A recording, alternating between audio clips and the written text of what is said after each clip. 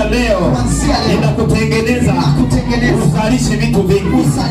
Aliyekufunga ataweka alama, ndoa isionekane, uchumi usionekane, uzao usio wa baraka na matunda yasionekane. Leo arejesha kila kilichofungwa kwenye tumbo hili kuanzia sasa hivi.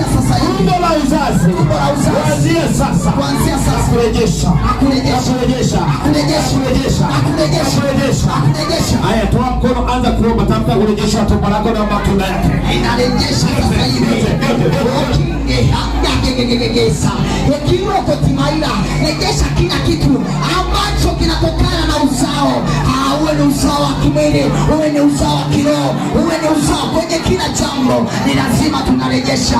Orakiba sote beria tumba hevanta madusa. Leo hii tunayafungua matumbo yetu, yatazaa vitu vilivyonyoka, sio vilivyopinda pinda, vitu vyenye manufaa, vitu vyenye faida katika ufalme wa Mungu na hapa duniani. Akira kasimo tiba dadaya, kuanzia leo hakuna adui kufunga tena tumbo langu, tumbo la familia, tumbo la kila mmoja. Ayuke pesuka inafungua kwa ufunguo, kwa sababu tumeshapewa ufunguo. Na mimi tunafungua matumbo yote, ninafungua tumbo langu, ninafungua matumbo ya ndugu zangu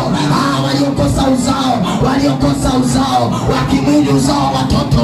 Leo ninafungua matumbo yao. Akiberesuka kama yantuma eshuba kalie chiketeji etikosa kitoi ebando abaya namasa elupa paya katiso avando abera alivero sikiti madende alukoro babande beribosa apushe fevetikula sipaya alikala gatelo zikaya jina la Yesu. Nyosha mikono yako juu. Leo mtu iondoke sasa hivi. Wengine wana alama za mauti, wengine wana alama za umaskini, wengine wana alama ambazo hawatofanikiwa miaka yao yote. Wanazuiliwa ndoa, wanazuiliwa uchumi, wanazuiliwa kutumika. Kila alama iondoke.